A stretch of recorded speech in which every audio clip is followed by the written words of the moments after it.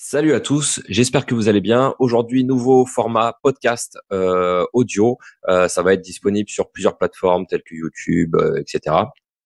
Aujourd'hui, j'ai l'honneur d'accueillir Max Le Prince. Alors, c'est ton pseudo, je sais, sur le Telegram privé de la masterclass. Quel est déjà ton vrai prénom? Max le Prince. C'est mon nom et mon prénom. Excellent, putain, c'est vraiment ça. Ouais, super stylé comme nom.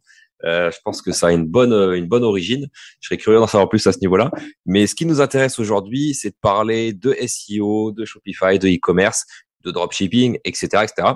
Je sais que tu as rejoint la masterclass il y a plus ou moins, je dirais, 6 mois, entre 6 mois et un an, si je dis pas de bêtises. Yes, c'est ça. On a rejoint la masterclass avec mon pote Alex en début janvier. Yes, ok, excellent.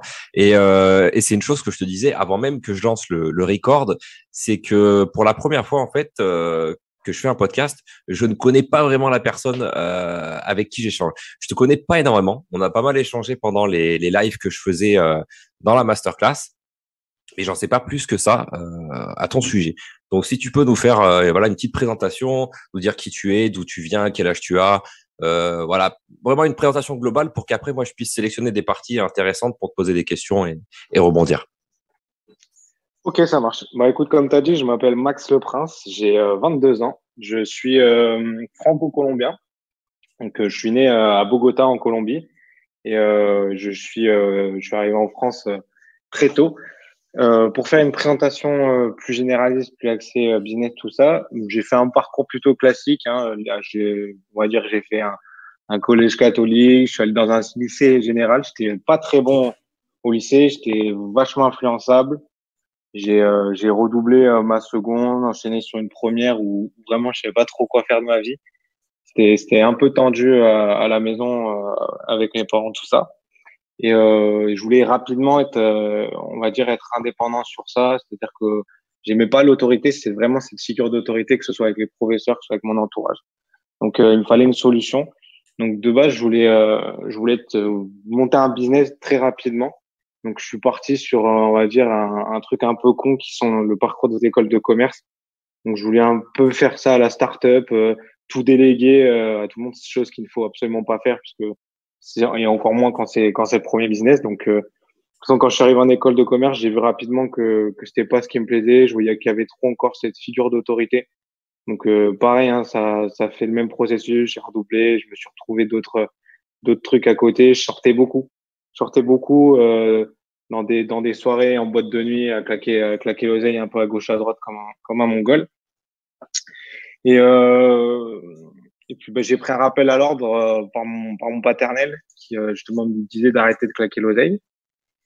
C'est un peu à ce moment-là que j'ai commencé à m'intéresser au dropshipping, car en fait, je voulais pas prendre de job étudiant, car j'avais déjà travaillé parfois l'été et je voyais très bien que c'était pas la peine. Donc, je me suis dit, quoi qu'il arrive, autant me mettre à fond dans un truc, on verra bien. Et puis voilà. Du coup, on est en février 2020. Et à ce Ok. moment-là, je récupère la formation de Yomi par un pote à moi. Donc, vraiment débutant, tout ça, zéro mindset, nada. Et en parallèle, je lisais un livre que justement mon pote avec m'a filé qui est Comment se faire des amis, qui est Ouais, déjà Dale Carnegie. exactement, qui m'a donné justement une première ouverture sur tout ça. En parallèle, je regardais déjà pas mal je consommais un peu de vidéos YouTube, dont ton pote Théophile Eliette, aussi Tammy Cabage. Donc, j'ai commencé petit à petit à m'intéresser à tout ça. Et je lance mon premier site monoproduit donc en dropshipping. C'était un site pour les postures de dos. Ça s'appelait Ok. Spirit Lighter. Il s'appelait Spirit Lighter. Et bah, je fais ma première vente avec Facebook Ads, je sais pas, peut-être une heure après. Donc j'étais comme un dingue. Mais Je bon, vois. très vite, on se rend compte que ça se passe pas comme ça, que va falloir charbonner. Donc j'en ai enchaîné deux ou trois qui ont été plus ou moins tous rentables, mais au final, ça se pétait la gueule. Il y avait une hype qui redescendait. Ok. Et là, on est en plein Covid, hein. Là, on est en plein Covid-19. Là, on est confiné à ce moment-là. Et je prends un coaching avec un mec spé en FB Ads. Ce coaching il était à 1500 balles.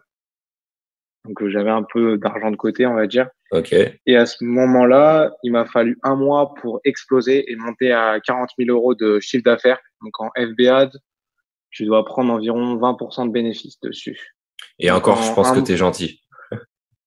ouais, ouais, je pense aussi. Mais c'est que j'avais pas mal d'offres, j'avais assez optimisé pour avoir un gros panier. Ok. Ok, Donc, c'est ça allait. déjà excellent. Yes. Après, c'est excellent, oui et non. Parce que il y avait pas, on va dire, une fondation, du moins assez solide du côté mindset. C'est-à-dire que, OK, j'avais explosé, on peut dire que j'avais fait un gros coup. Mais dans ma tête, j'étais pas riche, j'étais pas prêt à avoir autant d'argent. Donc, bah, suite classique, hein. Euh, Tu continues ton lifestyle dégueulasse avec un entourage qui est néfaste et tu Ouais. retombes à zéro, tu claques tout dans des futilités, dans des passifs, au lieu de t'acheter des actifs. Hein, je m'en mords les doigts, on va dire. Toutes les semaines, je crois que je me fais des rappels, pas d'un côté négatif, mais qu'est-ce que j'aurais dû faire réellement? C'est-à-dire que clairement, à ce moment-là, j'ai pas une vraie stratégie en Ouais. dropshipping, donc je suis pas assez bon pour perdurer sur le temps. Donc, ce qu'il aurait fallu faire, c'est investir dans des actifs, clairement, donc dans des trucs assez solides. Surtout à ce moment-là, j'avais, par exemple, racheté, quand tu as 40 000 euros qui tombent une fois que les commandes sont payées, il te reste encore suffisamment à ce moment-là, pour, par exemple, pour déjà acheter un Bitcoin, investir dans un parking, et déjà, ça aurait suffi, tu vois. Ça t'aurait changé la vie, mais alors, je t'ai pas posé la question de quel âge tu as, je crois. Et j'ai eu 22 ans là, j'ai eu 22 ans Ok, il y a un mois. tu vois, t'es extrêmement jeune, enfin, de mon point de vue. Euh, en soi, j'ai envie de te dire, c'est une bonne erreur. J'ai des potes qui ont perdu quasi 1 million à ton âge, donc tu peux relativiser. Et je pense que c'est une bonne erreur parce que en fait, souvent, il y en a qui ont besoin d'erreurs pour apprendre la leçon. Je fais partie de ces gars-là. Et comme toi, bah, je me suis dit putain, en fait, cette oseille là que j'ai claqué en boîte pendant 3 mois là, j'aurais pu l'investir dans, comme tu l'as dit, un bien immobilier ou dans la crypto et ça aurait pu fructifier, etc. Mais ça, on peut pas le contrôler. Ce qu'il faut se dire après, c'est OK, j'ai connaissance de cette erreur et ben je ne la ferai plus. Et je pense que tu l'as compris. C'est l'important en fait. Bah, au final, non. En fait, ce qui était ma vraie erreur, c'était, mon erreur principale, c'est de ne pas avoir su m'entourer correctement. Enfin, du Ok. moins, les gens que je voyais le plus, mon entourage, il était pas assez bon, puisque au final, cette erreur-là, je l'ai refaite j'ai dû la refaire 6 mois plus tard, parce que j'avais toujours pas compris que ce qui allait pas, c'était pas forcément, c'était un tout, en fait. C'était à la fois ce qui se passait dans ma tête et mon entourage, le fait de pas s'entourer des bonnes personnes. Ok, Quand tu je fais du vois. business, c'est très dangereux. Et puis, comme il a dit Jonathan Hachi dans ton interview, chaque erreur, elles ont un prix. Elles ont un prix. Une erreur, elle a un prix à payer. Et bah, elle était salée, l'erreur. Elle était salée à ce moment-là. Puis, bah, à un moment, ça tape aussi moralement.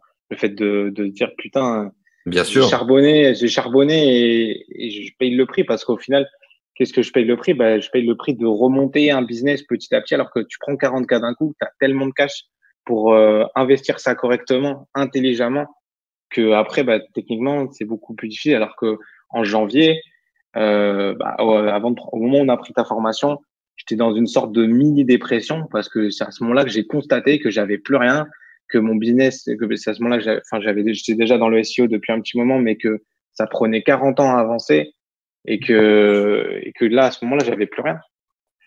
Et J'avais ouais, je te plus aucun comprends. pouvoir. Mais t'es Ouais. pas le seul, t'es pas le premier avec ce profil-là. J'ai eu des grosses marques, des équipes qui possédaient des grosses marques, qui ont fait des gros fails avec des stocks en France, tout ça, plus de 200K € de stock en France, tout ça, qui ont rejoint ma formation et que j'avais eu en appel de prestations SEO 1 an auparavant pour leur proposer du SEO pour leur site qui était en pleine explosion.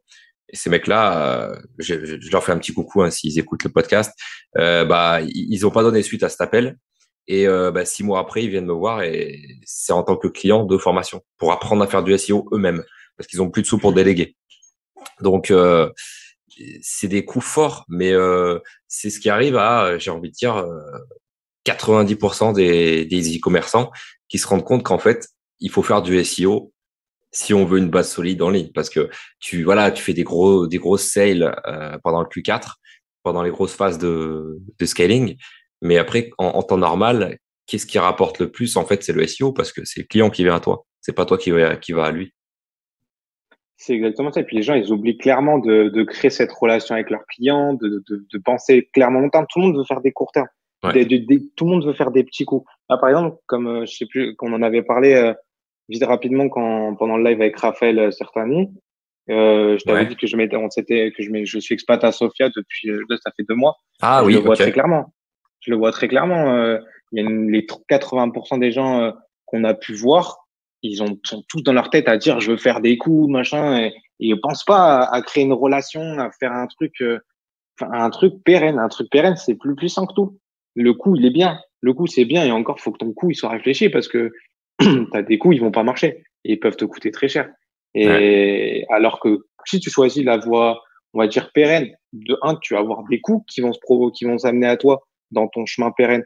Il y a des coups, par exemple le Q4, il y a des cartes à jouer qui vont faire que tu vas pouvoir prendre un gros bénéfice à ce moment-là. Bah, par exemple, ça, c'est un coup. Sauf qu'après, comme sur le long de l'année, bah, tu as créé une vraie relation de ça, bah, tu t'en fous. C'est pas grave, c'est pérenne, tout va très bien. Alors qu'il y a des gens, bah, ils sont que là à vouloir faire des coups. Ouais, c'est la mentalité un petit peu j'ai envie de dire, du débutant, du dropshipping ou autre, gold digger, quoi, celui qui voit la lumière, qui se dit, OK, là, il y a de l'argent à faire, je vais faire 100 000, 200 000, etc.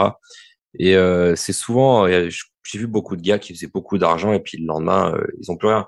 Ça, c'est même plus étonnant. Et c'est pour ça que c'est intéressant, du coup, à ce niveau-là, vous, est-ce que du coup, vous êtes en duo, si j'ai bien compris, euh, qu'est-ce que vous mettez en place pour essayer de construire quelque chose de plus solide après c'était quand même une réussite, mais tu l'as transformé en échec par j'ai envie de dire, en étant inculte, je pense, dans la partie financière Ouais.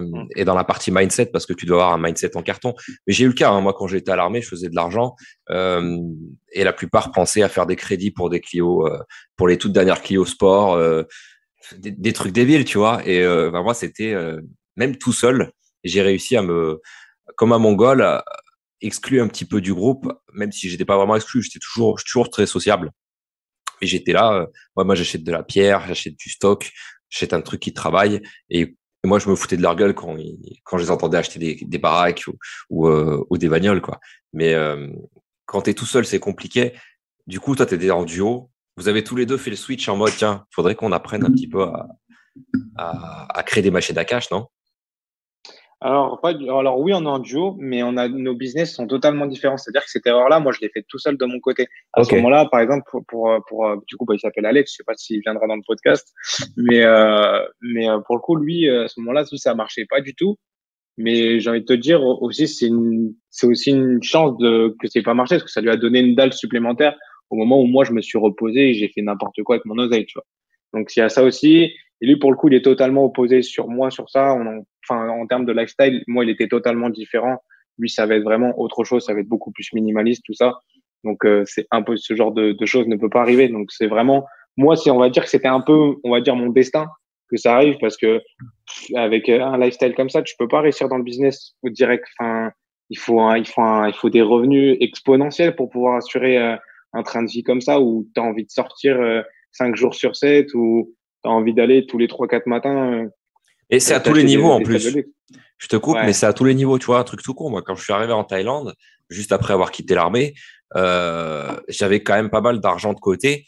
Et c'est à ce moment-là où j'ai rencontré Théophile Hélier et puis d'autres collègues. Et Théophile Hélier, c'est un gars qui a un niveau quand même, un niveau de lifestyle que très peu de personnes peuvent suivre. Je dirais, en France, il y a peut-être 2, 3%, même pas 1% des gens qui peuvent le suivre, tu vois. Quand tu sors en soirée, il faut y aller. Et je l'ai suivi parce que c'est un pote, tu vois. Mais même moi, tu vois, à un moment, je me suis dit, frérot, là, ce soir, je peux pas te suivre sur ça, quoi. Tu claques Zika sur un truc, sur une bouteille, sur un train de bouteille. Non, non, là, je te dis, je peux pas. Sinon, demain, moi, je vais manger des pâtes, quoi. Alors que je fais de l'argent. Donc ça, c'est un petit peu comme tu le dis. Moi aussi, je suis influençable, je pense, mais même tout le monde est influençable. Enfin, les gens qui aiment sortir, je pense, les gens qui aiment être actifs, qui aiment être entourés de personnes. Moi, j'ai eu des phases où j'étais chez moi, je pouvais jouer aux jeux vidéo et pas sortir pendant un mois, tu vois. Là, j'étais pas influençable, en fait, je m'en foutais. Mais j'ai eu des phases où je sortais et oui, tu es extrêmement influençable, tu tapes des restos. Et puis, l'argent, en fait, comme je te le disais, ça, peu importe le montant que tu possèdes, que tu aies 10, 20, 30, 40 cas sur ton compte, déjà, tu auras toujours des gens qui seront à des lifestyles supérieurs à toi et qui te donneront envie de les suivre. Et c'est pas très bon pour ça. Et c'est pour ça qu'il faut se contrôler. Moi, j'ai eu un bon mindset et après, j'ai su me contrôler. J'ai su ralentir, par exemple, les sorties parce que je préférais finalement, plutôt que claquer 30K pendant un mois à faire des soirées, bah maintenant, je préfère claquer 30K à mettre dans de la crypto, dans des stocks. Et puis plus tard que je pourrai le faire. Ça sera avec des revenus vraiment que j'aurai construits qui seront vraiment, vraiment costauds et qui seront en fait entre guillemets de l'argent que je pourrais perdre. Par exemple, des personnes comme Théophile Hélier, ils peuvent se permettre en fait de dépenser énormément d'argent parce qu'ils gagnent beaucoup d'argent. Tu vois, quand je dis beaucoup, c'est beaucoup à mon niveau. Quelqu'un qui gagne 1 000 € par mois, beaucoup pour lui, c'est peut-être 10 000 €, tu vois. Et pour moi, 10 000 €, c'est basique. Donc il y a aussi quel est ton point de vue, hein. C'est quel est ton point de vue sur le monde. C'est compliqué Ah, à cerner au début. je suis entièrement d'accord. En vrai, pour quand ça fait un moment que tu es dans le business, ou que tu as commencé à faire de l'argent, ou que tu as discuté avec des gens qui font beaucoup d'argent, tu te rends compte qu'en fait, 10 000 €, c'est un peu le SMIC de l'entrepreneur qui, on va dire, marche correctement. C'est Parce exactement que ça. c'est vraiment le SMIC de l'entrepreneur. Pour le coup, tu le comprends assez rapidement. Mais ouais, j'avais vu certaines vidéos où il racontait son lifestyle, etc. C'est sûr, quand tu as tellement de revenus actifs, enfin, tu as des actifs qui sont tellement puissants, comme tu vas avoir de l'immobilier, de la bourse, où tu sais que quoi qu'il arrive, ça s'effondrera pas. Par exemple, tu mets sur du S&P 500, sur Apple, etc., où c'est vraiment quelque chose d'ultra safe et que ça te ramène, par exemple, tous les mois 10 000, 20 000 euros, ben, tu sais que quoi qu'il arrive, les 20 000 euros le mois prochain, tu les auras et ils se perdent. Alors que quand c'est l'argent de ton business, quand même si tu fais 20 000 euros de bénéfice, c'est dangereux c'est débile de pas les réinjecter dans ton business et te dire, allez, je vais aller prendre, je vais poser 20K en boîte et puis voilà. C'est, c'est, c'est, c'est prendre c'est avoir une réaction qui n'est pas du tout réfléchie. C'est prendre complètement des risques. Puis de C'est toute façon, ça. il y a dans un bouquin voilà, dans l'autorité du millionnaire, il le dit très clairement. Si au moment où tu dois payer quelque chose, tu réfléchis à te demander si tu as l'argent pour ça, c'est que l'argent, tu l'as pas. Et ça, c'est un bon moyen aussi de se dire sur l'instant T, est-ce que j'y vais, est-ce que j'y vais pas. Ouais, c'est vrai. Et c'est ce que j'ai dit même récemment à ma copine, hors sujet, hein, mais on est dans un podcast, on est quand même assez transparent. Mais un soir, j'étais dans mon lit et puis je vois ma copine qui regarde des ceintures Louis Vuitton et je lui dis, mais t'as combien de ceintures dans le placard là?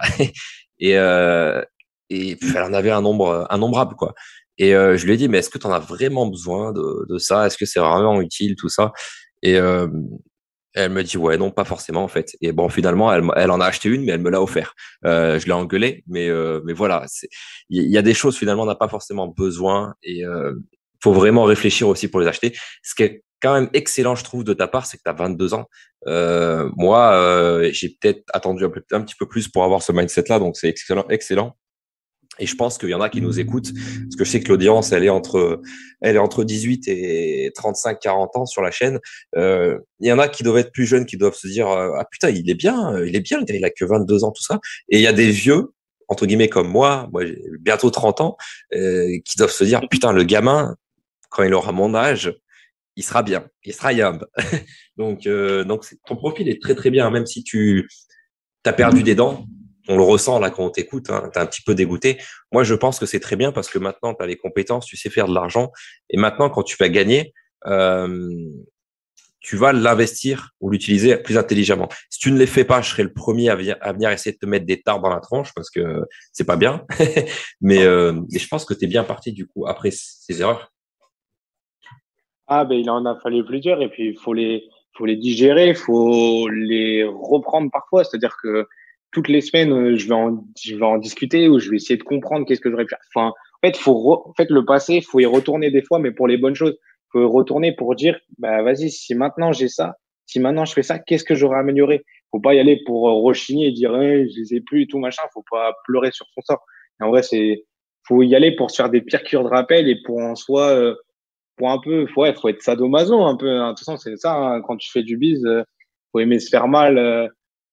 enfin, quotidiennement pour pouvoir se relancer, pour pouvoir pas oublier un peu d'où tu viens, quelles erreurs tu as fait, tout ça. Et c'est ça, hein, il faut se faire mal souvent. C'est un En petit vrai, peu pardon, je te coupe, mais je pense que c'est un petit peu une sorte de technique du faux au cul ou une sorte de technique de frustration. Même moi, je l'utilise parfois.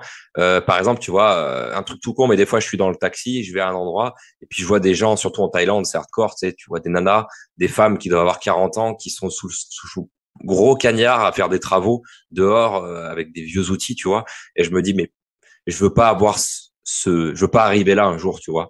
Alors que moi, voilà, les pires trucs que j'ai fait, bah si l'armée c'était quand même, il y a des parties où c'était assez chaude. Tu vois, j'ai travaillé dans les champs jour et nuit pendant qu'il pleuvait tout ça.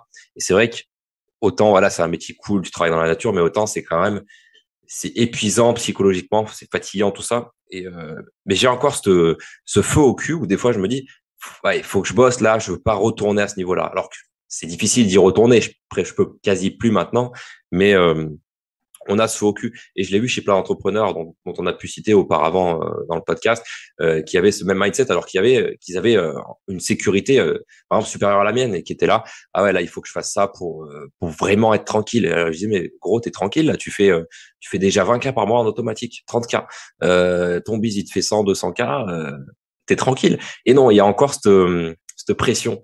Donc c'est une bonne technique si ça te fait avancer. Si ça te fait pas péter le cerveau dans la déprime, c'est très bien, mais c'est la personnalité, ça. Il faut, je pense que tu trouves ta propre balance pour avancer. en fait, il faut savoir se relancer souvent, c'est-à-dire que ce soit avec ce que tu as vécu ou avec les gens que tu rencontres, faut savoir te faire un petit peu mal, c'est-à-dire que ce soit quand tu rencontres quelqu'un qui fait plus, moi je sais que des fois ça peut me froisser l'ego ou ça peut attiser de la jalousie, mais ça va le faire dans le bon sens, c'est-à-dire que j'ai appris à le contrôler dans le bon sens, c'est-à-dire que ça a créé une sorte de compétition. En fait, ça me rend vachement compétiteur et au final, par derrière, je vais mettre des actions en place, mais ça va être sur plein de choses de la vie. Ça, par exemple, si je vois quelqu'un qui fait des meilleures perfs que moi à la muscu, t'entends le bruit ou pas derrière moi là? Excuse-moi, parce qu'il y a des mecs qui font des travaux juste au-dessus là. Non, on n'entend pas. Ok, parfait, bon, nickel. Mais bref, en tout cas, ouais, ça va être vachement dans cet aspect-là, dans le fait de pouvoir me relancer. En fait, en termes, ça va créer de la compétition. Ça va créer de la compétition et je pense que c'est vachement important. Le fait en fait, ça crée ce challenge, et d'un côté, c'est pas obligé non plus t'es pas non plus obligé de te faire mal chaque fois. C'est-à-dire que la compétition, c'est ce qu'il y a de plus puissant. C'est-à-dire que tu Ouais, trouveras tout le temps quelqu'un qui est plus fort que toi. Donc, quoi qu'il arrive, exactement. t'as toujours moyen de pouvoir te relancer quoi qu'il arrive. Genre, Mais ça, dire à un c'est... moment, Vas-y, yes. continue, pardon. Non, non, non, c'est bon, j'ai fini, t'inquiète. Bah, c'est un super bon point que tu donnes là parce que c'est la compétition, le challenge. C'est un truc que moi, quand j'étais à l'armée, je n'avais pas parce que, tu vois, comme je te disais, moi, j'avais lancé mes e-commerce, donc je faisais de l'argent un petit peu en mode pirate parce qu'ils voulaient pas me laisser créer une boîte. Et à côté de ça, j'avais commencé à investir ici dans l'immobilier. Donc, je me voyais par rapport à mon chemin de vie perso que je m'étais tracé supérieur entre guillemets, hein, sans dire que je me vois supérieur à une autre personne. Je me voyais dans mon parcours à moi, dans mon objectif, supérieur à tous les autres parce que ils achetaient leur résidence principale, parce qu'ils achetaient à crédit des voitures, des choses pas intéressantes. Et moi, j'étais là, j'étais dans le bon chemin. Et je voyais tout le monde comme des niveaux zéro, et moi, je me voyais déjà niveau 1, 2. Et je suis arrivé en Thaïlande, et là, je me suis pris une tatane dans la tronche, dans le cerveau, comme jamais je me suis pris. Ou bah par exemple, j'ai rencontré Théophile Hélier. Et bah, ce qui est cool, c'est qu'on s'est très vite entendu. Le courant est très vite passé avec nous et puis un autre groupe de personnes. Euh, et, euh, et directement, moi, je le dis, vas-y, gros, j'ai vu tes vidéos YouTube depuis longtemps, j'ai acheté une déformation, fais-moi voir ton compte Stripe tout de suite. Et il m'a montré son compte Stripe. Et j'y croyais pas parce que, genre, 6 mois auparavant, ma mère avait galéré pendant 25 ans à rembourser le crédit d'une baraque pour 250 000 euros. Et je le vois, il fait 200K en un mois. Et là, je me dis, mais qu'est-ce que c'est que ça? Mon cerveau, il a vrillé. Et ça, c'était le step 1 parce que je venais d'arriver en Thaïlande. Mais après, j'ai commencé à rencontrer des gars. J'étais dans leur penthouse, 30 000 euros par mois de loyer. 3 chambres, 3 femmes. C'est aussi simple que ça. Euh, le mec, il faisait de l'argent uniquement avec la crypto. C'était YOLO, les soirées. Et, euh, et je me dis, alors je peux pas te donner le montant qu'il possède, mais on est à plusieurs millions, mais vraiment plusieurs. Et je me disais, mais qu'est-ce que c'est que ce niveau de richesse, quoi. Et puis encore une step au-dessus, son propriétaire qui habitait juste à côté, ce gars possédait 2,5 milliards. C'est lui qui avait construit la tour gigantesque dans laquelle j'étais, de plus de 50 étages en plein centre de Bangkok. C'est lui qui avait ouvert je crois que c'était des Burger King, plusieurs Burger King à Bangkok. C'est lui qui avait ouvert une chaîne de café, une grosse chaîne de café à Bangkok. Et tu vois, là, on se retrouve du petit poste de paix à l'armée où ça parlait, moi j'ai 30 000 euros d'économie, j'ai fait ça pendant mes missions au Yémen, où j'ai tiré à la mitrailleuse. Et là, tu arrives en Thaïlande, tu vois des mecs, ils font des soirées, c'est what the fuck, le mec il a 3 femmes, il a des millions et des millions en sécure à côté. Et là, tu te dis, mais en fait, non. Là, moi, ce que je me suis dit à ce niveau-là, alors que j'étais bien avancé, mais en fait, je les voyais pas ces niveaux supérieurs là. Et en fait, il y a une nouvelle map, tu vois. Il y a il y a un nouveau truc à faire. Et le mindset, il explose. Donc, voilà, petite parenthèse, mais voilà, ceux qui sont dans un état comme ça, ce qu'il faut que vous fassiez, c'est que vous changiez de fréquentation, que vous alliez à des événements entrepreneurs. Moi, ça m'a changé le mindset. Ça m'a fait me rendre compte que j'étais qu'une grosse merde, en fait, autant être vulgaire. Et moi, j'adore être une grosse merde parce que c'est à ce moment-là, comme tu l'as dit, je m'active en mode challenge. Je veux pas être la grosse merde. Et du coup, je bosse, je passe à des next level et je me retrouve au même niveau que celui que je considérais comme le plus fort, mais le moins fort de toute la team, tu vois, en termes de puissance, pas de puissance monétaire, mais d'intelligence financière, de culture, etc. Et tu fais des steps par rapport à ça. Et il faut penser, voilà, avoir un entourage qui est intéressant pour toi, pour ta vie, pour tes investissements, pour tout ça, quoi. C'est important. Il faut être sélectif, hein. Il faut être sélectif. Bien sûr, bien sûr, bien sûr. Les gens, ils négligent trop ça, l'entourage à dire ouais, on est meilleurs copains. C'est comme les amis d'enfance. Tu dis que tu vas être ami avec ce pote jusqu'à la fin de ta vie. Ouais, mais si ce mec-là, on prend les cas extrêmes, mais si ce mec-là, il commence à dériver dans la voie criminelle et que t'es tout le temps avec lui, bah tu vas dériver avec. Hein. C'est la phrase de t'es la somme des 10 personnes que tu fréquentes le plus. C'est-à-dire que si les gens qui sont avec toi, c'est que des millionnaires, bah tu seras millionnaire. Et ça C'est va sûr. jouer aussi sur l'aspect financier, mais ça va jouer aussi dans la tête. C'est Si sûr. les mecs, voilà, c'est clairement ça. Là, il faut être sélectif. C'est hyper important d'être sélectif.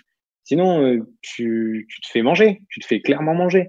Si t'es pas capable de te dire, je vais être avec tel genre de personne en soi, c'est faire des sacrifices. Parce que ta tête, elle va dire, je vais aller profiter avec des gens comme ça, qui Ouais. font la fête et tout. Mais toi, faut te forcer à être avec des gens qui bossent, qui se saignent du soir au matin pour monter des business de fou, qui par exemple vont parler toute une journée de ça et qui vont pas forcément sortir après, qui vont entrer, qui vont se donner à la salle, etc. Et parce que c'est avec ces gens-là que tu vas prendre le plus de plaisir sur le long terme, où tu vas découvrir des nouvelles choses. Franchement, faut le comprendre. Mais en vrai, ça c'est pas si difficile à acter une fois que tu l'as déjà vu. Le plus dur, c'est au début. Le plus dur, c'est vraiment le début, c'est se dire il faut que j'arrive à accéder à ce genre de personnes. Et c'est quand même bien compliqué parce que dans ces genres de personnes-là, tu vas aussi trouver vraiment des requins. Parce que j'en ai fait des events Ah récemment. J'avais oui. fait un event au mois d'août. J'avais fait le SWOS. Je sais pas si tu connais.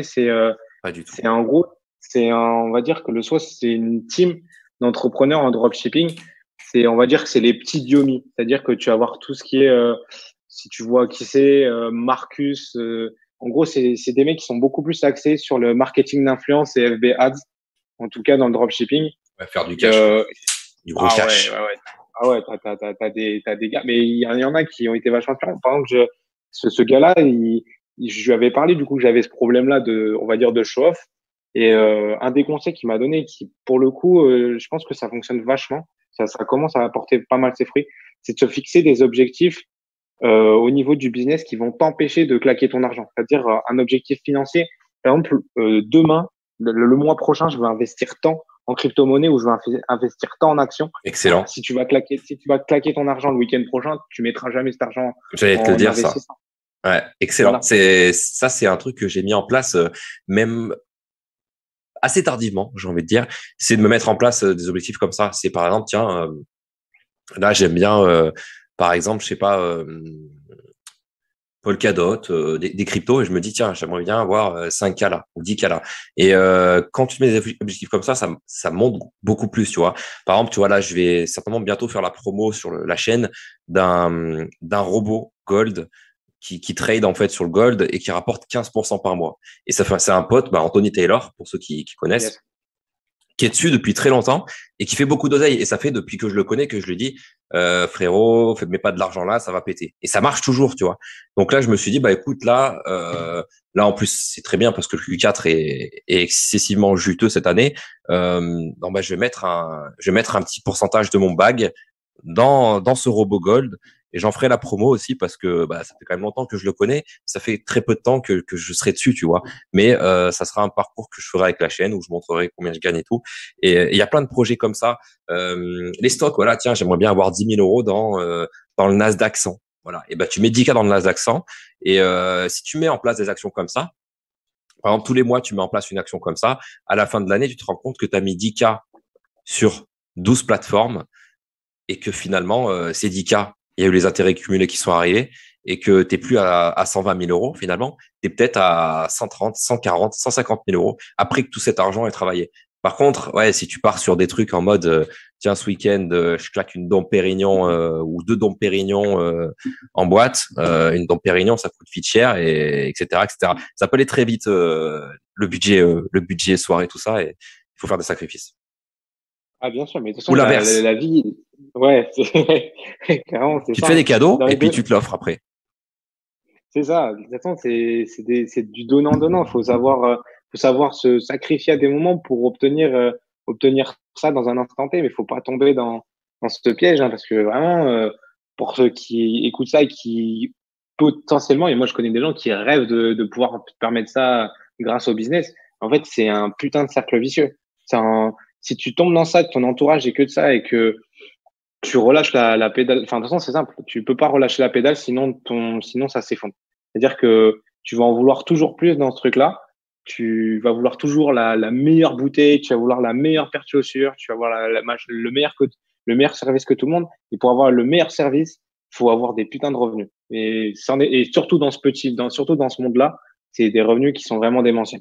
C'est Ouais, incroyable. Genre, c'est abusé. Il faut vraiment tourner fort et que ce soit vraiment stabilisé tous les mois et être capable aussi enfin, c'est bien d'avoir la dernière paire à la mode, d'avoir le dernier Versace, sauf que si tu as le ventre vide ou si tu as le compte vide à la fin du mois, ça sert à rien. Ça sert à rien, ça en vaut pas la peine.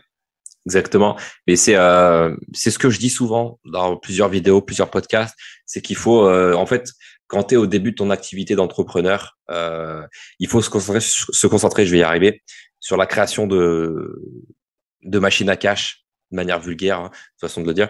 Mais faut se concentrer sur la création de choses qui vont te générer de l'argent pendant que tu dors. Hein, c'est Warren Buffett qui le disait aussi. Mais il faut se concentrer là-dessus. Créer des sites qui rapportent automatiques, créer, je sais pas, des systèmes d'affiliation, créer plein de choses qui te permettent en fait d'avoir de l'argent, même si c'est que 10 euros par mois, faut commencer comme ça. Il y en a, en fait, le problème, la grande problématique, surtout chez les jeunes, c'est que, ah ouais, mais 10 euros par mois, qu'est-ce que j'en ai à foutre? Mais si tu commences pas par 10 euros par mois, tu commenceras jamais, hein, la plupart du temps. Hein, moi, je pense qu'il faut commencer par des petits trucs. Voilà, par exemple, investir dans la crypto un petit peu, investir dans les stocks, même si les revenus sont pas fous au début, juste le fait d'avoir une patte à l'intérieur, de savoir comment ça marche. Et ben, le jour où tu fais, par exemple, demain, là, tu fais 40K, si tu n'as que 1000 euros dans le Nasdaq 100, et ben, quand tu auras tes 40K, tu te diras, ah ouais, mais en fait, en 2 secondes, là, les 40K, je peux en mettre 30 dans le Nasdaq 100. Et je te garantis que si tu as 31 000 euros qui travaillent sur le Nasdaq 100, ça rapporte beaucoup plus que 1000 euros. Tu vois, et il faut travailler comme ça, je pense. Explorer des sources de revenus qui sont validées, que tu maîtrises aussi. Et C'est le point. c'est important d'avoir le contrôle, sur ses business. Ça, c'est un peu le reproche que je peux faire au SEO, c'est qu'on n'a pas le contrôle sur Google. Tant qu'on ne sait pas quand ça marche, on Ouais, n'a pas vraiment le contrôle. C'est là où l'intérêt avec les ads est assez intéressant, c'est que tu sais quand ça marche. Quand tu mets une pièce et que tu as un retour, ah, tu te dis, bah là, ça marche, j'ai le contrôle. C'est-à-dire que si je coupe, ça marche plus, eh ben, je saurai pourquoi ça marche plus. Ça, c'est vachement important. T'as des piliers, il faut quel contrôle de ton temps, le contrôle de ton business. C'est ce qui fait, c'est ce qui fait que aussi tu vas exploser. Mais les gens ils disent ouais, tu vends ça pour 10 euros et tout machin. Mais qui te dit que tu vas pas te spécialiser dans ça et tu vas pas réussir à créer une variante de ce truc que tu vends 10 euros à un prix high ticket qui vaut 1000 euros. Par exemple, une formation, ça peut très bien se vendre 10 euros, mais si tu crées une formation qui apporte une valeur exponentielle, bah, tu peux la vendre un quart. Facilement. C'est ça. C'est en fait, c'est la valeur aussi. C'est du marketing. Il y a aussi une grande partie du marketing, tu vois. C'est un truc tout con, mais c'est vrai que moi, au début, bon, j'ai commencé, par exemple, la formation. Au début, je faisais des coachings avec Instagram et tu vois, j'avais quand même une bonne social proof, ancien militaire. Si tu voyais mon profil Instagram, les gens peuvent le voir. J'ai beaucoup de photos de voyage. J'étais à Bangkok, en Thaïlande, tout ça. Donc, les gens, ils voient que je réussis et ils ont envie de se faire coacher. Moi, j'ai commencé comme ça en ligne dans la partie formation. J'ai fait du coaching. Et puis après, pareil, après, quand j'ai sorti ma formation, les gens, ils voyaient que j'avais quand même des potes comme Théophile Hélier, qui pour moi est l'un des meilleurs en France dans le domaine du business. Forcément, ça m'aide. C'est du marketing. Pas voulu, mais en soi, ça aide. Et ça aide beaucoup. Mais après, le produit, moi, l'école, par exemple, que j'ai faite, je l'ai travaillé. Et pour le vendre aussi cher, bah, il a fallu aussi avoir le feedback des gens qui puissent dire, OK, ce prix-là est validé, etc. Donc, c'est pareil hein, pour le dropshipping. Si tu as des acheteurs, tu vends un produit qui t'a coûté 5 euros, tu le vends 40. Si les acheteurs valident le produit à 40 euros, bah, c'est bon. Tu peux peut-être même monter le prix encore plus, tu vois. Ouais, c'est ça. Hein, de toute façon, tout est du marketing. Hein, tout ce qu'on fait est du marketing partout. Tu vois, c'est que du marketing partout. Tout le monde sait que tu vas au supermarché, tu sais très bien que le supermarché, il a acheté beaucoup moins cher au producteur et te le vend beaucoup plus cher. C'est tout Exactement. un, voilà, c'est clairement ça. Hein.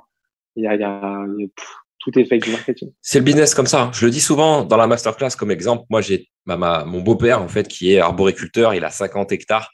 C'est vraiment compliqué pour lui. C'est avec les changements de saison, etc., qui se passent actuellement. On a beaucoup de cerisiers. Et des fois, tu vois, la récolte, elle est foutue en une tombée de grêle, tu vois. Et c'est assez compliqué. Tu vois, quand tu travailles, tu te lèves à 5 heures du mat, tu travailles pendant 7-8 heures d'affilée à ramasser des cerises et que les gars, ils achètent ça 90 centimes le kilo, ils revendent ça, je sais pas combien d'euros en magasin, ça coûte cher les cerises. Tu te rends compte que ouais, les mecs, en fait, ils font un fois 15 alors que nous, on se fait chier, tu vois. Mais c'est le business, tu vois. Parce que nous, on saurait pas les vendre mieux qu'un Carrefour qui met ça dans un stand, tu vois. Et nous, en fait, en dropshipping, en e-commerce, on est en fait le producteur limite et le vendeur, tu vois. Enfin non, on est juste que le vendeur. Mais on peut se permettre d'être le producteur parce qu'on va sélectionner de manière sélective, en fait, très sélective, les produits qu'on veut vendre. Donc on a cet avantage-là. Et on sait où est-ce qu'on va le vendre et comment on va le vendre. Avec le SEO, moi, je sais d'avance à qui ça va apparaître mon produit. Donc, c'est ça qui est cool. Et du coup, je m'avance un petit peu. Enfin non, on va aller en reculant même, parce que là, du coup, on a parlé de tes erreurs que certainement des gens qui nous écoutent n'ont pas encore eu, j'ai envie de dire, la chance et la malchance d'avoir, c'est-à-dire entre guillemets, de profiter d'une réussite quand même en ligne. Comment ça s'est passé du coup à ce niveau-là quand tu as rejoint la masterclass? Tu as dû avoir un changement de mindset parce que je pense que j'ai quand même pas mal de vidéos dans le programme où je parle de mindset. Est-ce que ça t'a fait changer? Est-ce que tu as mis en place du SEO? Comment ça s'est passé pour toi? Ouais, le côté mindset, il est vachement intéressant. En fait, ça va être le mindset, il est très bon. En fait, ce qu'il va faire, il va faire une piqûre de rappel parce que j'en avais déjà, je travaillais. C'est quelque chose qu'il faut vachement travailler. Il y en a beaucoup qui disent ouais, c'est kitsch le mindset, mais non. Le mindset, en fait, le savoir se renouveler, ça joue beaucoup dans ta tête. Donc, si tu es capable d'avoir un mindset qui est dur, de gagnant, de compétiteur, en fait, te relancer, ça va être assez facile. Avoir une discipline, ça va être facile. Donc, ouais, dans la masterclass, ça fait un bon gros rappel. Pour un débutant, bah, ça va lui donner les bases, ça va même lui donner plus que les bases. En termes, tu parles aussi du focus où tu utilises où tu dis que à un moment tu t'écoutes du musique du Seigneur des Anneaux. Bon, moi, j'aime beaucoup ça, donc pour le coup, je l'avais mis en application après. L'utilisation de musique quand tu fais du travail répétitif, ça te permet Ah d'être ouais. dans une bulle. Donc ça, c'est très bon, etc. Ça c'est très bonne idée. Concernant le SEO, ouais, pas de ouf. Les backlinks, on n'en faisait pas du tout. Nada, pas de. En ce qui concerne l'externe, on n'en faisait absolument pas. Donc grosse info d'un coup. Pinterest, pas du tout. Donc pareil, Pinterest mise en application des posts Pinterest. Et puis Ah bah ouais. après une fois que ça a été disponible sur tu sais, le canal de vente Pinterest en France, En bah direct France, ouais. mise en place du shopping, c'est ultra puissant. Donc clairement ça, tips incroyable.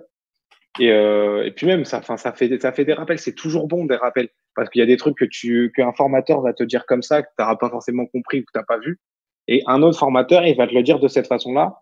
Et là, tu vas comprendre, ou alors tu vas voir un truc que t'as pas forcément vu, ou une façon dont il va le dire que tu vas percevoir autrement, et tu vas le mettre en place différemment. Ouais, Il y qui te a, fait il y a plein de percuter. choses comme.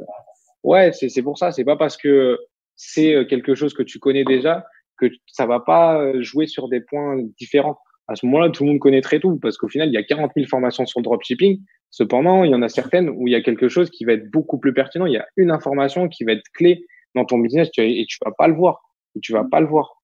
C'est-à-dire qu'elle attend que ça d'être prise et elle va te faire exploser. Par exemple, les backlinks, honnêtement, dans un business, ça peut être ultra puissant.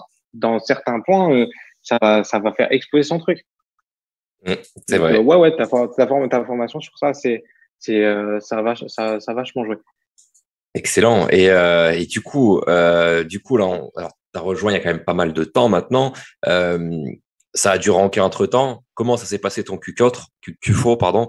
On en a parlé au début du call et puis je t'ai coupé. Je t'ai dit, attends, tu vas déjà me raconter qui tu es parce que je te connais pas trop. Et du coup, on va en revenir là. Tu m'avais dit un petit peu là, ton Q4 a un petit peu mal commencé. Comment ça se passe actuellement pour toi? Ah bah là, clairement, là, je suis en plein boom. C'était simple. Hier, j'étais pas loin de faire un KD.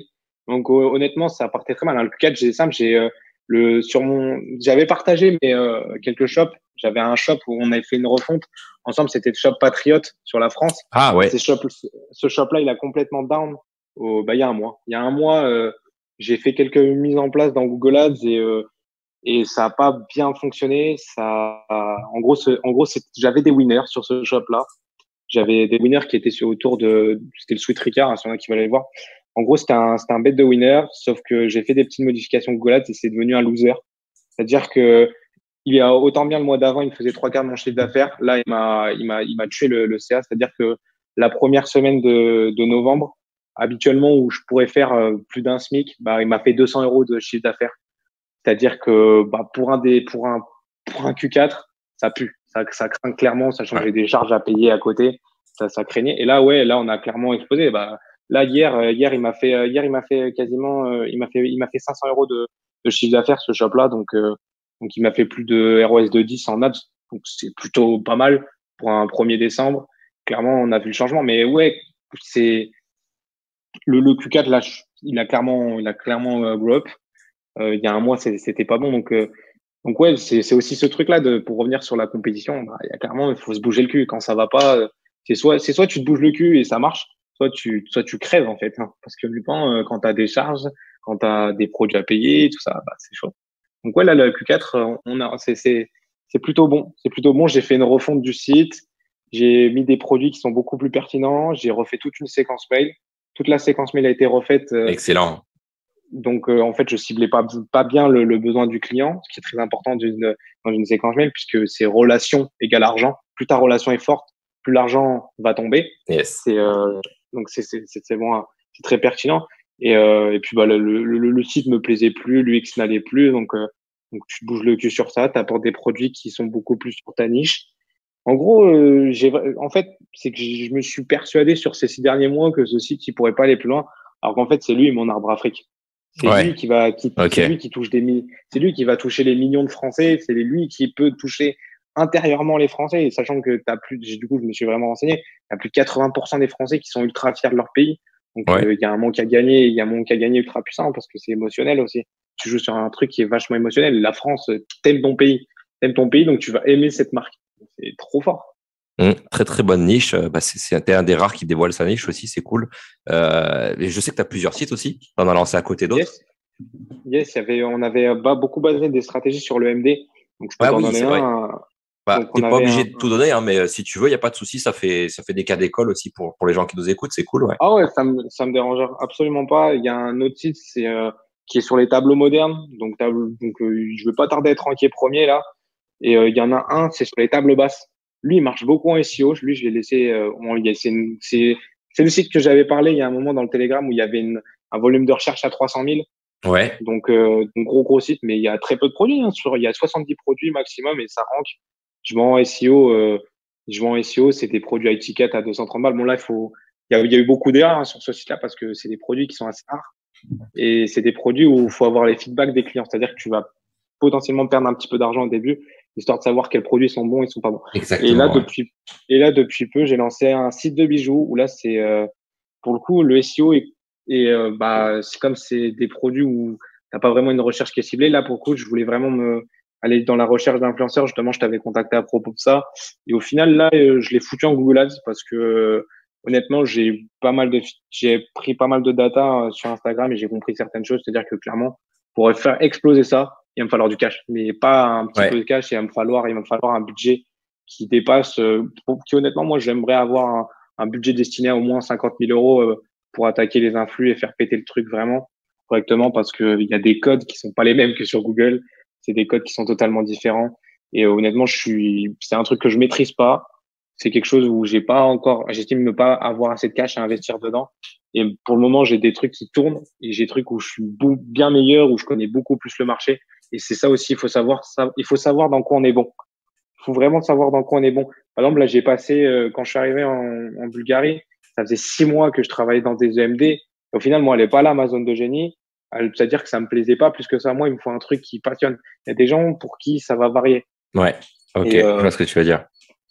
Il y a des gens, il faut trouver sa zone de génie. Trouver sa zone de génie et une fois que tu as ta zone de génie, quelque chose que tu maîtrises, faut te foutre à fond dedans. Même si c'est pas un truc qui te passionne, si t'es bon, tu vas aimer. Et c'est quelque chose d'instinctif. Quand on est bon, on aime être bon, on aime gagner. Donc automatiquement, on se mettra. Il faut trouver quelque chose dans quoi on gagne, dans quoi on est bon. Ça c'est important. Ça c'est une erreur que j'ai mis du temps avant de comprendre. C'est-à-dire que faut pas non plus chercher absolument à chercher à faire à dire ouais, il y a un manque à gagner, c'est sûr. Les EMD, c'est très puissant. Les éclairages match domaine, pour ceux qui connaissent pas, c'est le mot-clé parfait dans le nom de domaine. C'est comme Viking Store que je vends là certainement ce soir 30 boules presque 30 000 balles. Donc ça marche, c'est prouvé. Mais c'est vrai que c'est pas le plus sexy en termes de branding, en termes d'influence marketing, tout ça. Et je te comprends qu'il faut arriver en fait à trouver ce qui te fait kiffer toi. Et moi aussi, j'ai eu ce cas-là, j'ai eu des phases où je me disais, en fait, les EMD, ça me fait un peu chier parce que on peut pas faire du print on demand trop stylé sur la marque que tu as créée, etc. Donc, je préférais faire des marques. Et en fait, moi, j'ai changé un petit peu, j'ai dévié à ce niveau-là, mais je te comprends à ce niveau-là. C'est quand même important. Et juste une petite partie, petit tips SEO pour la partie où tu disais que voilà le site de bijoux c'était assez compliqué en SEO, tout ça. Il y a une partie en SEO qui est intéressante sur laquelle tu pourrais surfer, c'est en fait faire des articles invités sur des gros médias où tu peux apparaître, c'est en home page ou dans leur liste email sur la promotion de ton site. Donc en général, c'est un nouvel article qu'ils vont faire sur leur blog qui a beaucoup de visiteurs, de visibilité.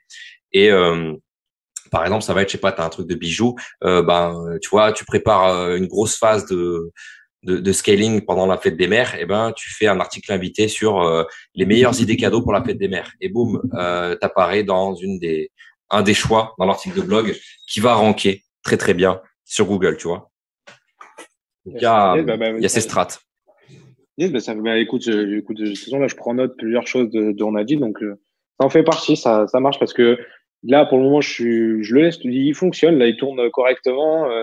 En Google Ads, ça va, ça prend, on va dire que ça me paye Shopify, ça me fait un petit peu de bénéfice. Tant que ça fait ça, c'est bon. Et une fois que j'ai mon cash et que je peux être à 100% focus dessus, bah, j'y vais. Parce que ça, c'est aussi une erreur. Les gens, ils veulent être au four et au moulin. C'est pas possible. C'est pas possible d'être à la fois sur Facebook, à la fois sur Google, à la fois dans les SEO, par exemple, à la fois faire des articles de blog et à la fois faire des backlinks. À un moment, faut faire sa base rapidement et après, faut sectionner. Par exemple, telle semaine, je vais me foutre à fond dans ça. Tel mois, je vais me foutre à fond dans ça. Et ça, j'en ai parlé avec un gars de la SEO Army que tu as parlé il y a pas longtemps. C'est Jules qui lui fait des e-books, des livres numériques. On a fait un Zoom il y a pas longtemps. Et lui, il a un peu cette même vision que moi. Et du coup, bah, parce que je lance des e-books, je commence à m'intéresser vraiment aux e-books. Et du coup, j'ai pris un entretien avec lui parce que je sais qu'il est bon dans ça. Et il est très fort. Donc les gars de la SEO Army, si vous cherchez à faire des livres numériques, je vous le conseille. En plus, également, pour la valeur qu'il apporte et le prix de, on va dire, de cet entretien, c'est donné, c'est vraiment donné. Il est très chaud, il est vachement sympa, il a vachement d'expérience, il connaît très bien son domaine.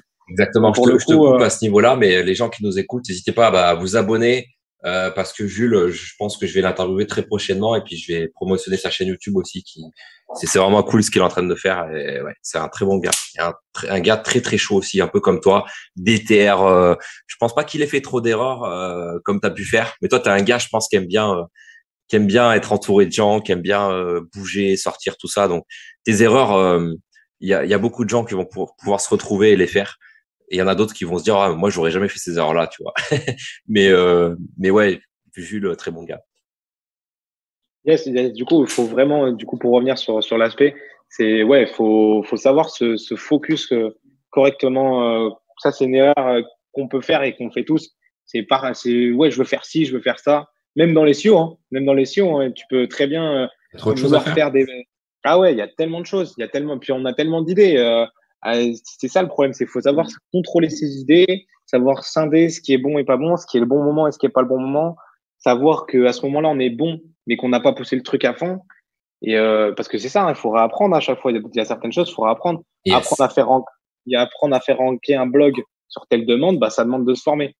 Donc, c'est ce que faire pour le coup sur le blogging, moi, je m'étais formé vraiment à part. C'était avant la SEO Army, sur un mec sur le FR qui fait ça.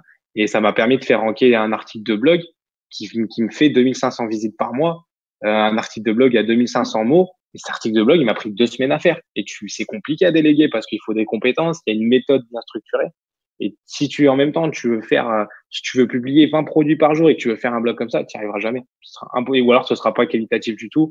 Et il n'y a aucun des deux qui fonctionnera, ou alors ça fonctionnera à moitié. C'est ça aussi, faut savoir Faut quel est le savoir bon qu'est-ce que tu moment. veux. Qu'est-ce que tu veux? Ouais. Parce que ça marche de publier plein d'articles à l'arrache tous les jours. C'est un peu la preuve Yes. sur Viking Store, hein. Le site fait, il est bientôt vendu 30K. Il me rapporte pas mal tous les mois. Ça marche, hein, je les ai fait à l'arrache, hein, copier-coller.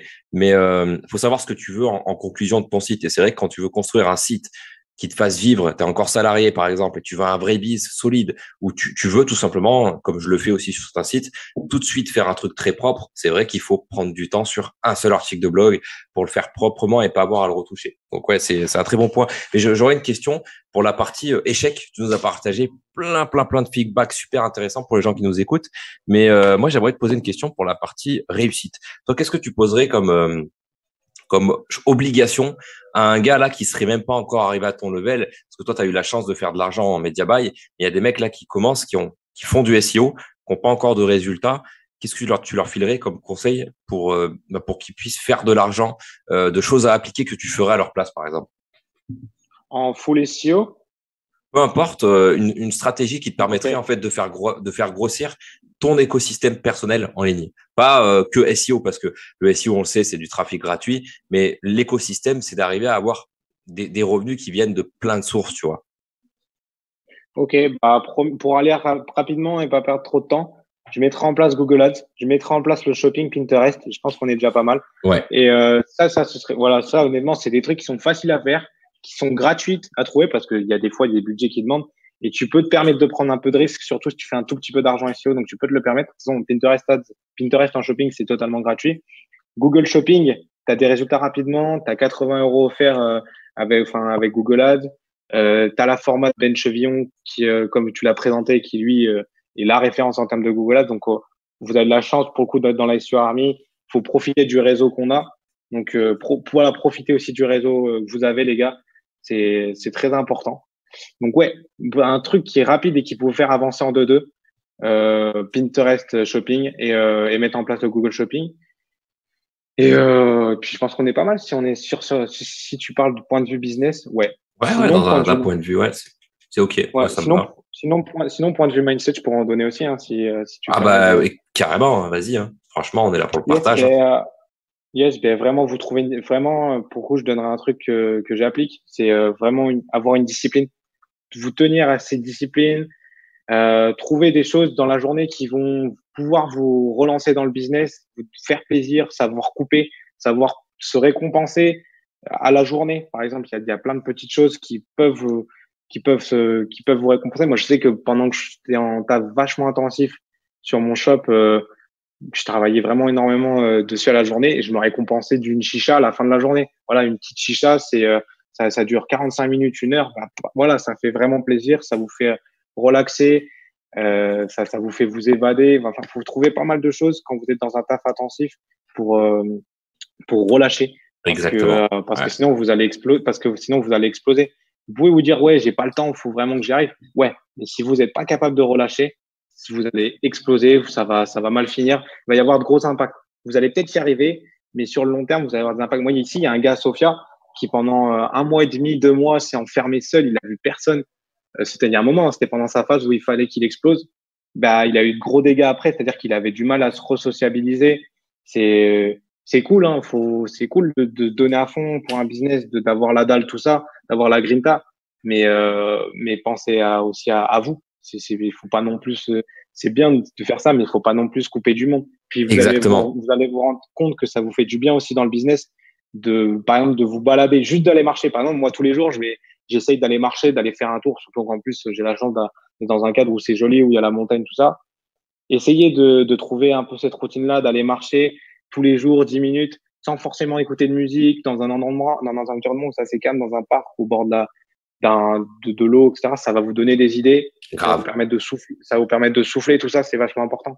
Il y a plein de, mais il faut trouver ce qui vous plaît. Par exemple, il y a des mecs qui vont dire, ouais, je fais une routine de taré où je médite. Ben, moi, par exemple, le matin, je me réveille, je mets de la musique, je vais écouter du rap sous ma douche, etc. C'est des trucs comme ça. Mais juste pour vous donner la pêche. Faut avoir la pêche. Ouais, il Voilà. faut arriver à se motiver. C'est vrai, tu as raison. Et puis pareil pour les activités. J'ai des gens dans la masterclass, j'ai fait des appels avec plein de gars. Et il y a une problématique, c'est que quand tu as l'énergie pour faire un truc, tu as souvent que ça, tu vois. Tu as envie de faire que ça, pour certaines personnes. Hein. Et c'est dur de s'arrêter. J'ai des mecs qui font des nuits blanches, ils bossent, tu vois. Mais j'ai eu ce cas-là à l'époque. Et il y en a qui peuvent trouver des solutions. Je sais pas, t'aimes bien les jeux vidéo, bah, t'as bien bossé. À la fin de la journée, tu te fais des petites games avec tes potes. Je sais pas, tu joues à League of Legends, à Call of, j'en sais rien. Tu games un peu, tu te fais plaisir. T'aimes bien la nature, du VTT ou je sais pas quoi. Tu vas rouler, tu vas faire du vélo, tu vas conduire, tu vas faire de la moto. Moi, tu vois, j'ai acheté un skateboard. J'en ai fait pendant 7 ans à l'époque. Ça faisait longtemps que j'en ai pas fait. Juste pour le fun, tu vois, j'ai acheté un skate. Ça fait marrer. Tu vois, c'est kiffant. Pareil, moi, je bosse beaucoup. Ah, mes petits plaisirs, c'est d'aller dans des bars à poteaux en Thaïlande. C'est la grosse culture ici. Je consomme pas de prostituées, mais ça me fait kiffer des fois d'aller voir des nanas qui montent leur sein. Je suis un peu vulgaire, hein, désolé, mais voilà, c'est marrant, c'est bon enfant, tu vois. C'est la culture aussi ici. Ça me fait plaisir, pareil, des fois d'aller dans des restos où tu manges limite sur des chaises en plastique totalement éclatées, mais parce que je kiffe comment dire, l'univers de la Thaïlande où parfois c'est un petit peu trop local, où tu vois ici ils boivent leur bière avec des glaçons. Je kiffe faire ça, tu vois. Et en fait, faut arriver à se trouver des trucs kiffants, tu vois, des trucs qui te font plaisir, peu importe ton niveau, tu vois. Bah moi, par exemple, un petit resto qui paye pas de mine, voilà, à boire des bières avec des glaçons dedans, bah, je kiffe parce que je suis avec des personnes je suis entouré de personnes cool. Je passe une bonne journée à travailler. Et comme tu le dis, c'est hyper important parce que toujours la tête dans le guidon, ce qui va se passer un jour ou l'autre, c'est le burn-out. Et j'en ai eu plein des burn-out. Et quand tu es dans un burn-out, plus rien ne te fait bander. Plus rien. Ah, c'est vraiment, non, c'est triste, hein, c'est malheureux, hein. Ouais. Donc, il faut faire attention à contrôler ça. Mais je pense que pour la plupart, on a beau dire ça, ils se le prendront quand même, le burn-out. S'ils sont hardcore dans une lignée de travail, ils se prendront un burn-out et ils verront la leçon. Ce qu'on dit là, ils comprendront quand ça va leur arriver. Parce que c'est très compliqué d'anticiper un burn-out, Mm. d'avoir trop travaillé et de se dire, attends, non, là, je vais me ralentir. Non, non, c'est compliqué ça. Donc, bah, merci pour ce conseil parce que je pense que ça va en aider pas mal. Mais je trouve que tu es quand même vachement avancé pour ton âge. Hein, donc, franchement, vraiment bravo pour tout ça. Et bon, tu as l'air d'avoir un goût amer sur tes échecs, mais je pense que vraiment, c'est une réussite pour toi. Hein, et que bah, dans 1 an, 2 ans, 3 ans, quand Ro échangera, si un jour tu viens en Thaïlande, bah, je pense que je vais être choqué de ton niveau, tu vois. Et c'est en projection, il y a un groupe, mais de toute façon, tu le connais, c'est Thomas, il est modérateur dans le Telegram, parce qu'il est à Sofia ici, il est dans DB, il y avait apparemment pour projet de bouger en Thaïlande en janvier, février, parce qu'il fait pas hyper beau, hein. Il fait un peu froid en Bulgarie, donc si ça se fait à l'occasion, c'est prévu, mais de toute façon, il y a un voyage qui est prévu en Thaïlande, du moins, parce que mon pote Alex, il kiffe l'Asie, donc quoi qu'il arrive, on se verra probablement là-bas. Mais ouais, c'est sûr. Enfin, c'est que je suis vachement revanchard dans ce truc-là parce que je l'ai eu. En fait, j'ai eu accès tu goûtes à vraiment ce truc à cette liberté, à cette full liberté, c'est-à-dire que tu peux dire va te faire foutre à peu près à pas mal de choses quand tu arrives au stade de plus de 10 000 euros. Donc, et ça laisse un goût amer. C'est comme si on te donne une carotte et qu'on te la reprend directement une fois que tu as goûté. C'est exactement ça. Et quand tu as senti le goût de ce que c'était, tu as envie de le revoir. Et moi, j'ai envie de l'avoir pour toute la vie. C'est trop bon. C'est trop bon c'est trop bon la vie d'artiste, la liberté. C'est la liberté, hein. C'est moi, franchement, ce que je retiens maintenant, c'est que moi, je m'en fous. Voilà, j'ai rencontré plein de gens qui étaient à des levels inimaginables, autant être franc, et qui étaient pas heureux, tu vois, et vice versa. Et je me rends compte que finalement, moi, des trucs tout cons. Par exemple, on parlait des petits plaisirs. Moi, je ne regarde plus les prix quand je commande à manger, et tous les jours, je ne cuisine pas du tout. Alors, il y en a qui vont dire, ah, c'est con, c'est bien de cuisiner. Je cuisine jamais, et tous les jours, je mange ce que j'aimerais, en fait, je rêverais de manger. Si là, j'ai envie de manger un burger, je regarde pas le prix, je prends le meilleur burger de là où je suis, ma région. Si je veux, là, tout à l'heure, ce soir, j'ai dit à ma nana, on va se faire un barbecue coréen ce soir et on va se le faire. Et je vais me casser le ventre, tu vois. Et juste ça me fait plaisir. Et finalement, c'est un petit plaisir, tu vois. C'est pas acheter acheter les dernières paires de godasses, c'est pas acheter une Lambo alors que j'aurais pu avoir les moyens, tu vois. Mais ça m'intéresse pas. Moi, ce qui me fait plaisir, c'est les petits trucs tout cons, de la bonne bouffe. Faire un podcast avec toi, par exemple, ça me fait plaisir. On partage de la valeur aux gens qui nous écoutent. Moi, je passe un bon temps parce que ton histoire, elle est super cool. Et faut savoir se faire plaisir sur ce genre de trucs, je pense. Et, euh, et c'est un mec qui est très très libre qui dit ça, tu vois, donc qui a de l'argent entre guillemets. Donc ouais, choisissez bien vos activités et vos amusements. Puis de toute façon, tu reviens toujours au petit plaisir parce que à force de faire que des gros plaisirs, t'en perds sa saveur. T'en perds la saveur d'un hôtel de luxe si tu dors toute l'année là-bas. T'en perds la saveur d'une Lamborghini si tu la conduis tous les jours. Tout ça, c'est éphémère. Tous ces petits plaisirs, c'est quelque chose. Pour le coup, je sais ce dont je parle. Quand je prenais une paire à 500 boules chez Valentino où j'allais faire la bringue, machin. 2 semaines plus tard, c'est fini. 2 semaines plus tard, c'est fini. Même au moment où tu as payé, le lendemain, tu C'est as fini, perdu ouais. ce plaisir-là. Ouais, Alors que les petits plaisirs de pouvoir se permettre de prendre ce que tu as envie de bouffer, ce que tu as envie de regarder, ce que tu as envie de faire, même juste à cette heure-là, ben, il est royal. Il est royal parce que tu peux le faire tous les jours. Par exemple, tous les jours, je vais à la salle à telle heure ou entre ce créneau d'heure, je sais qu'il y aura personne et c'est ça mon kiff. Moi, j'aime trop ça. Le fait de faire tout en décalé de tout le monde, le fait de dire, bah, ok, à cette heure-là, je me couche à telle heure, parce que demain, je sais qu'à telle heure, je me réveille et qu'il y aura personne pour me faire chier. Tout ça, ça vous fera tellement plaisir. Et le fait qu'en plus de savoir que l'argent, il tombe il tombe, t'as un putain d'actif que t'as pas besoin de te lever, mais c'est encore plus juteux. Donc vraiment, faut saigner, mais faut saigner en se faisant plaisir parce que c'est ça qui fait durer aussi sur le long terme. À un moment, faut prendre du plaisir. Sans plaisir, c'est compliqué. C'est et ouais, compliqué à ce on moment-là. n'a qu'une vie, on n'a qu'une vie, donc il Ah, faut arriver en fait, c'est ça, c'est savourer le parcours, le chemin, parce que tu vois, je pense que tu as eu le cas aussi. On fait plein de choses, on a des objectifs, puis une fois qu'on les a atteints, ouais, ok, voilà, tu vois, je voulais scale des sites, je les ai scale, je les ai revendus, et après je me dis, ok, je fais quoi? Ah bah tiens, là j'ai trouvé un nouveau site à faire. Boum, je refais le nouveau site, ça y est, je kiffe à nouveau. Il faut arriver en fait à aimer le parcours, le chemin. Et faut aussi se dire que finalement, on n'arrivera jamais là où on veut aller. Donc, enfin, si, comment dire, on aura toujours des objectifs supérieurs. Donc, faut arriver à comprendre ça et kiffer ce genre de trucs, comme tu dis, les petits trucs, tu vois. Après, voilà, tu sais, des paires de godasses à 500 balles, tu peux, mais voilà, est-ce que tu en as vraiment besoin, les moyens? Voilà, ça dépend de tout, tu vois. Donc voilà, c'est excellent. Franchement, Max, je te remercie pour cette interview, super cool, super inspirant pour ceux qui nous écoutent. Là, ça a été une bonne dose de mindset, un bon feedback sur ton parcours de gars hyper jeune. Hein. Je le reprécise parce que c'est hallucinant. T'es super jeune, t'as accompli beaucoup, il te reste beaucoup de choses à faire. Euh, Vraiment, les gens qui nous écoutent, n'hésitez pas à liker la vidéo et puis à envoyer un peu de la force à Max. Je pense que ça lui fera plaisir. Et puis, yes, avec plaisir. et Moi, puis ça me fera voilà. plaisir d'échanger. Je te dis à une prochaine. S'il y a des gens qui veulent te parler, je sais que tu vas lancer ta chaîne YouTube. Bah, le jour où elle sera lancée, je pense que je mettrai un lien de ta chaîne en dessous de cette vidéo. Comme ça, voilà, les gens ils pourront s'abonner, pour savoir un petit peu de quoi tu vas parler sur ta chaîne, etc. Ça sera avec plaisir, je pense. Yes, bah écoute, ça me fait plaisir que tu dis ça. Ça me fera plaisir de partager avec ceux qui viendront dessus. Ça va pas tarder. La vidéo, elle est en non répertoriée, donc elle va être lancée, je pense, dans l'après-midi. Après, Je suis pas encore l'autorité pour ça, donc ils sont très bien chez toi. J'aimerais juste finir sur une petite phrase, si tu me le permets. Mais vas-y, carrément. Alors, cette phrase-là, elle a été inspirée d'un mec qui s'appelle Henry Emerson. C'était un pasteur américain. Et il dit, celui qui choisit le début de la route, choisit l'endroit où elle mène. C'est le moyen qui détermine la fin.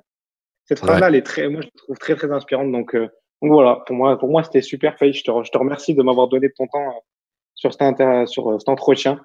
Mais C'était super cool. c'est nous tous qui t'écoutons, du coup, qui te remercions pour ton partage, mais 100% transparent.